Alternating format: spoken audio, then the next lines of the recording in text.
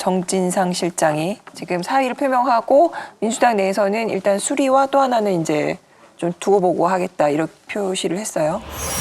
구속된 지 2주가 지나도록 당직을 유지하고 있던 김용 민주연구원 부원장이 결국 물러났습니다.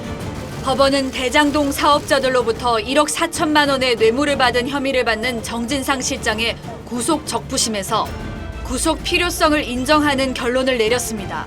하지만 민주당은 정 실장의 사표 수리 여부에 즉답을 피했습니다. 실제로 이제 당직을 수행할 수 있는 여건이 되느냐 안 되느냐 부분이 좀 중요할 것 같아요. 마땅히 그 당원 당규에 따르면 구속되고 기소됐으면 당직을 내놓는 게 맞죠. 그게 사리에 또 맞고 그리고 만약에 무고함이 밝혀지면 다시 돌아오면 됩니다. 국회의원도 그랬고 다른 당직자들도 그랬고. 그런데 그걸 당원 개정을 통해서 이렇게 빠져나갈 걸 만들었거든요.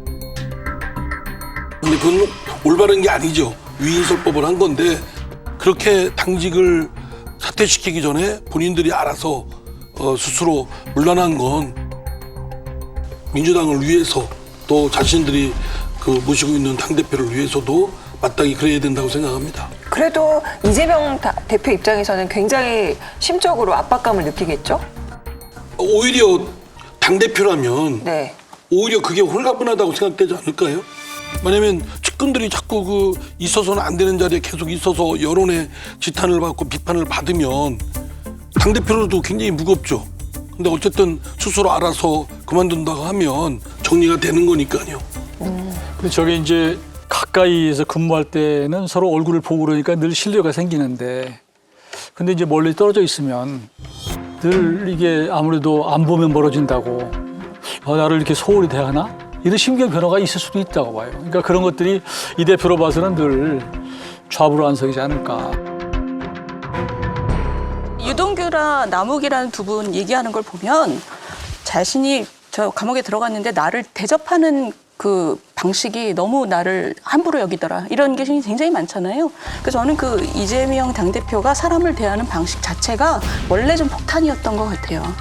근데 이제 어쨌든 혼란스럽습니다. 어쨌든 유동규 씨도 그렇고 남욱 변호사도 그렇고 당초에 했던 진술하고는 상반된 또는 하지 않았던 진술을 지금 번복하거나 지금 하고 뒤늦게 하는 건데 그 심경 변화를 일으킨 것이 이재명 대표가 당시에는 유력 대선 후보였고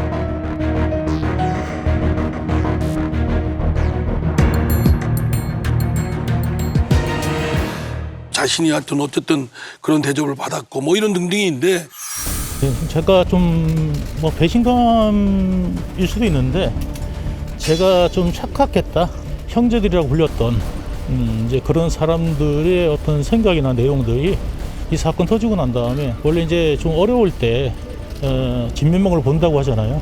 이제 그런 부분에서 좀 제가 생각했던 것들은 상당히 다르구나. 그러면 신뢰성이 뚝 떨어지죠.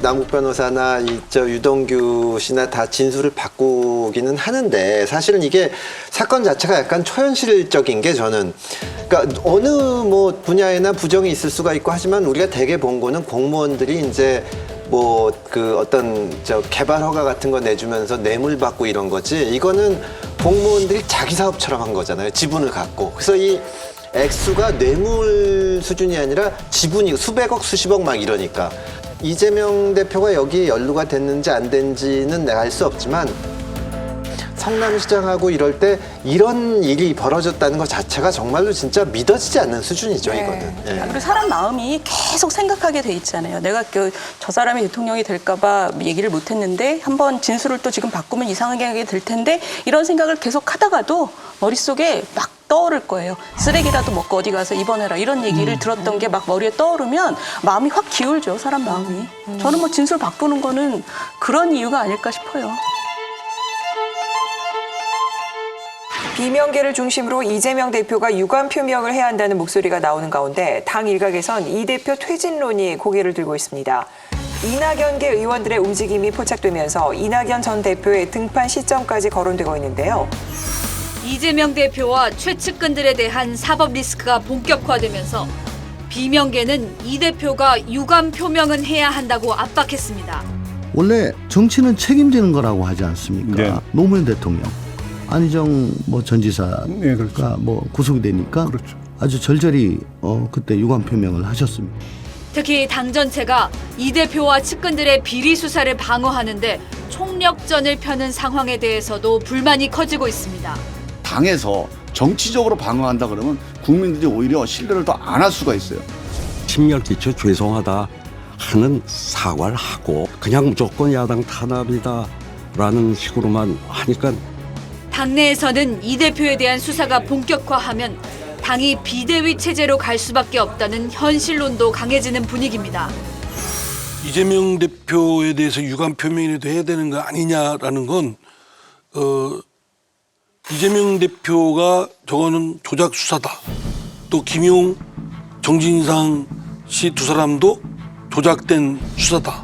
뭐 이러거든요. 그냥 유감할 게 없죠. 참 공허한 유감 표명이라고 생각됩니다. 할 수도 없고 뭐 그걸 요구할 수도 없다고 생각되고요. 당대표 퇴진론을 주장하는 일각의 또 주장도 있는데 3달 전에 전당대회를 통해서 80% 가까운 압도적 지지로 당대표 됐거든요. 그런데 지금 사법적 의혹을 받고 있다, 의심을 받고 있다. 그리고 직접된 관련된 증거가 아직 제시된 건 없다. 이런 상황 속에서 당대표를 퇴진해라라는 것도 솔직히 좀 상당히 고민스럽습니다. 그래서 이낙연 계파에 있는 분들이 이낙연 대표를 만나러 미국에 간다고 하는 건 모르겠습니다. 무슨 정치적 의미가 있고 가서 무슨 얘기를 나눌지 모르겠습니다만 거기에 이재명 대표가 지금 위기에 몰렸으니 다른 대안, 포스트 이재명 이걸까지 생각한다면 그건 너무 앞서가고 섣부른 이다라고 생각합니다. 그 작년 LH 사건 때 양당이 다 12명씩 해서 의혹만으로도 탈당을 시켰죠. 탈당을 하라고 했죠. 민주당은 아무도 안 했지만 탈당을 하라고 하면서 뭐라 그랬냐면 일단 그 탈당한 다음에 의혹을 벗고 들어와라라고 얘기를 했어요. 그 얘기 뭐냐면 사회적으로 굉장히 중요한 이슈가 터졌을 때 요거를 기준점으로 잡겠다라고 양당이 얘기를 한 거예요. 근데 지금 1년 반쯤 지난 다음에 당대표라는 분이 그것도 자기 개인 비리에 대한 얘기로 지금 당이 다 흔들흔들 걸리는데 본인은 자리를 뭉개고 있고 당에 있는 아무도 자리에서 내려오라고 당직을 내려놓으라고 얘기도 하지 않는 상태인 거잖아요. 현실적으로는 여러 가지 어려움이 있으시겠지만 저는 이 사건 자체가 앞으로 민주당의 앞날에 굉장히 큰 부담이 될 거라고 생각을 하고 우리 정치사에서도 저는 굉장히 중요한 사건이라고 생각해요.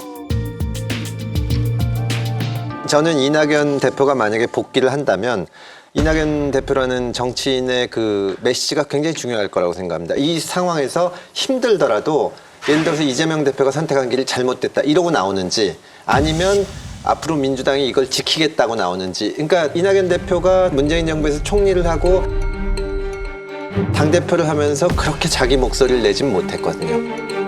그래서 사실은 어떻게 보면 경선에서도 그렇게 본인의 얘기를 제대로 못한 건데 아직 유죄 확정이 된 건 아니고 이제 뭐 측근들이나 구속되고 명확한 증거가 있는 것도 아닌 상태에서 복귀를 하면서 뭐라고 할 것인가 물러나라고 할 것인가 저는 별로 이렇게 현재까지 아주 앞으로 어떤 메시지를 내는지가 중요한데 참 어려울 거라고 생각을 합니다.